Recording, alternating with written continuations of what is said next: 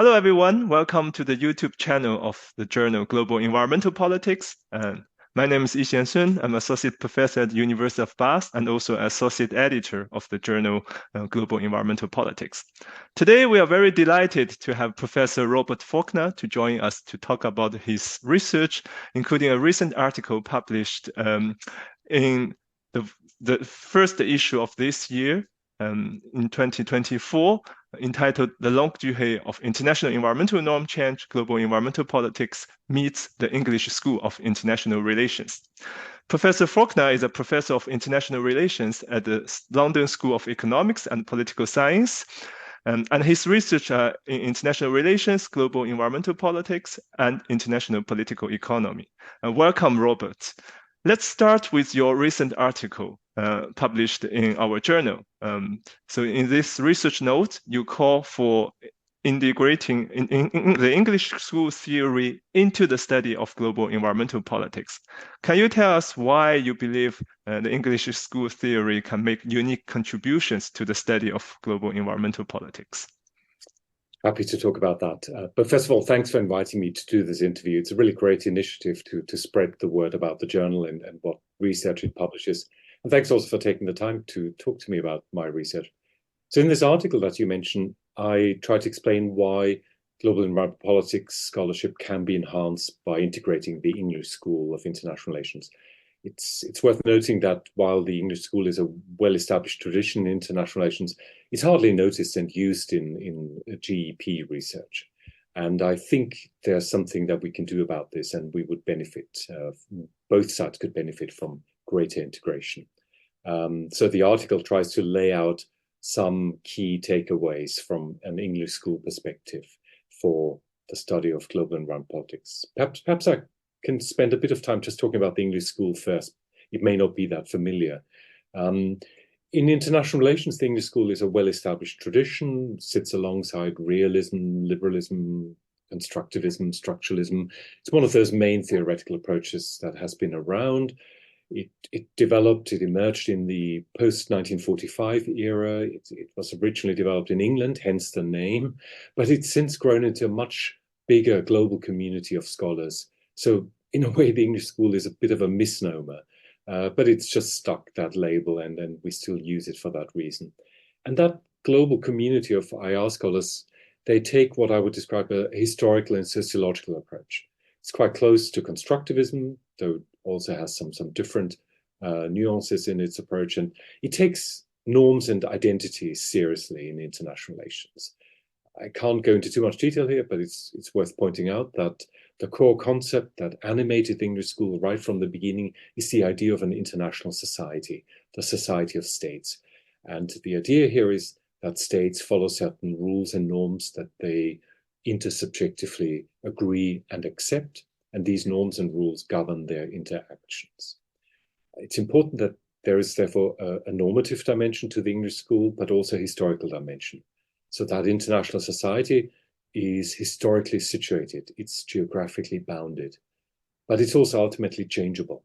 And so the English school develops an interest in understanding and comparing different international societies as they have existed at different historical points in time, but also in different locales, in different geographical locations. And so the interest is in understanding how these underlying normative structures of international relations, how they evolve, how they change, and why they sometimes don't change, and why there is resistance to change.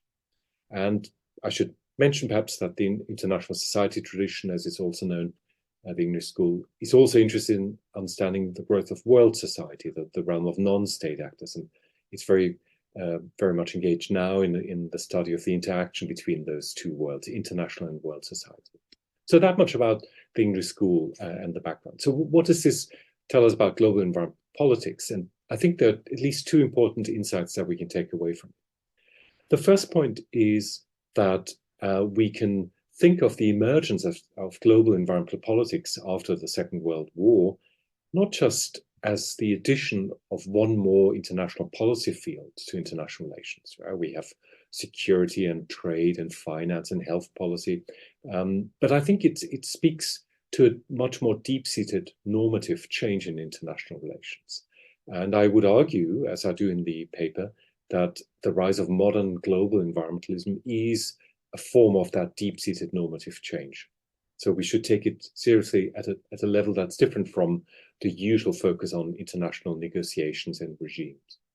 And to make sense of that transformation, the second point, we need to go a little bit deeper in our analysis of global environmental politics. Yeah? Usually we focus on conferences of parties in international regimes, and we look at the negotiations that go on around environmental rules. But to understand the rise of global environmental politics, I think we need to go a level deeper to those fundamental norms and rules that govern international society. And here I argue that the English school provides us with a toolkit, a conceptual toolkit to make sense of that. And it introduces two terms that I just want to mention briefly. Primary institutions and secondary institutions. The English school distinguishes those two institutional features, and it says that primary institutions are those norms, fundamental norms that have evolved over time. They make up the social structure of international relations. So we can count sovereignty, territoriality, the balance of power, war, diplomacy as these fundamental norms. And my argument would be that we should think of global environmentalism as one of those emerging fundamental norms as well. The secondary institutions, the second level of institutional features, those are the regimes, the multilateral environmental agreements that have been created as well. And there's a relationship between these two levels. Secondary institutions are informed by the underlying primary institutions. Secondary institutions are easier to change. Right? Some environmental regimes, they emerge, they die and disappear again. Some work, some don't. But they always reflect the strength and also the weaknesses of the underlying norms and the constraints that arise when we operate in a world that's governed by sovereignty, territoriality, the balance of power, and so on. So my argument is that by using this distinction, we can get a better sense of that deep-seated level of change, and we can then work out where the rise of environmental norms fits in to that international order. And then perhaps one last implication for global environmental politics. I think the English school would also urge us to take the historical dimensions of our field more seriously. I sometimes feel we're not as historically conscious as we should be. Of course, that's understandable. Most of us study global environmental politics because we have a strong sense of the need to contribute to global action on the environment, right? Climate change is a super urgent topic. We need to get to grips with the net zero transition. And so much of our research is focused on the here and now, what I call a kind of a presentist focus. But there is a rich literature that's emerged in environmental history, for example, or in international history. Work on the origins of environmental thinking and environmental action, going back right to the 19th century and even beyond that. We now have a rich literature on the role of colonialism and imperial rule in the spread of environmental ideas and norms.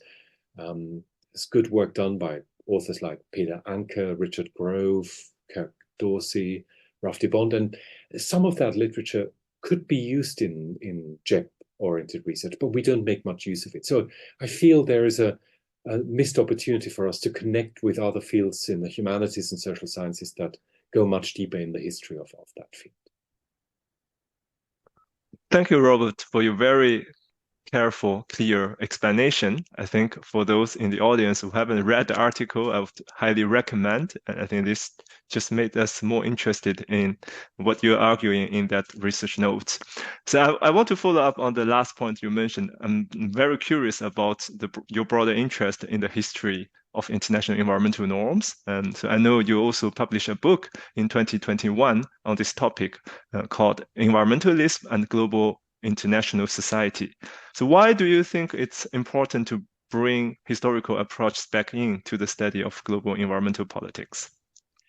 Yeah, thanks for that. And as you indicate, the book in a way underpins the article. So the article is derived from the book, and so the two speak to each other. But in the book, I develop a much fuller historical account of the rise of global environmentalism. And as you rightly identify, that speaks to my interest in kind of situating global environmental politics in its bigger historical context. When I started out working on that book, and it took many, many years to complete, I was really motivated by a desire to connect global environmental politics with international relations in a deeper way. I had felt for far too long that the IR audience doesn't really care much about environmental issues, and there are many complaints in our field, global environmental politics, that IR has largely ignored environmental issues. Climate change was long marginalized. Now that's changing to today, and luckily we've made some inroads there. But I still feel that many IR scholars don't take environmental politics seriously enough as a structural element of international order. And so my book tries to bridge the gap and tries to engage these two sides in a mutual conversation. And to do that, what I try to do in the book is trace the origins of environmentalism and how environmentalism, for many decades, going back to the beginning of the 20th century, was rejected as a norm, as a duty for states. There were repeated attempts in the run-up to the First World War, during the era of the League of Nations. Even when the United Nations was founded in 1945, attempts were made to establish a responsibility for states to take the environment seriously and to protect the global environment. And these repeated efforts were rejected by the Society of States. And so I was curious about understanding how was this possible that an emerging need to integrate environmental concerns into policymaking was denied. And that drove me to dig deeper into the history of this.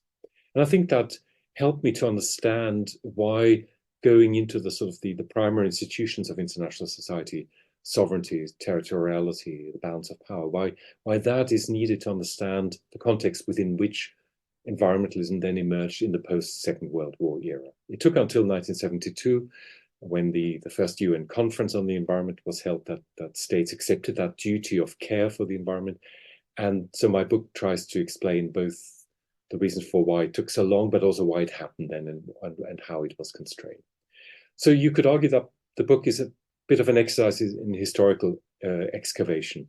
And I think it should help scholars in our field, global environmental politics, to orient themselves better in the long history of environmental ideas and action.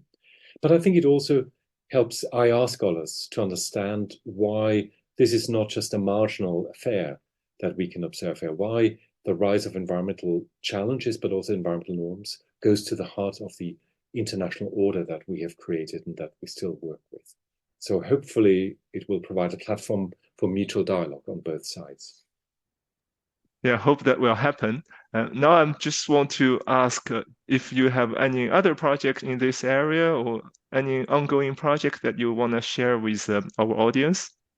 Well, I think having made a call to take historical research more seriously, I think I need to deliver on it now in other projects. So I've started a new project that investigates the origins of the 1972 Stockholm Conference, which is often taken in our discipline as the starting point of global environmental politics. And I had a sabbatical last year, had a chance to go into several archives in the United States, in Britain, in Germany, in Switzerland. I went to the UN, I went to various national archives. And I was amazed by the richness of the archival material on the early phases of global environmental politics in the 60s and 70s. And so one of the ideas that I'm pursuing at the moment is to complete that archival research and perhaps end up with another book, but this time solely focused on that moment of the creation of the global environmental agendas, the Stockholm Conference, its roots, its many political contestations that surfaced at that time and what it bequeathed us. So that's one project. Then I have another idea that's still in an early stage. It takes me actually back to my original PhD thesis, which was on business power and business conflict. And I want to trace a little bit the history of business engagement in international environmental negotiations. So not just what happened in the climate negotiations, a lot of people are working on that, but also what happened at previous UN summits, Rio 92, Stockholm 97 and beyond. The difficulty there is perhaps that the archival record is not as rich, is not as easily accessible. Business archives are much more difficult to penetrate, and so that will probably take me a little longer, but I'm going to pursue this for the next few years. Thank you. This all sounds very exciting, so I look forward to more outputs from these projects. So to end our conversation, I just want to ask some recommendations that you want to give to our audience, especially for early career researchers.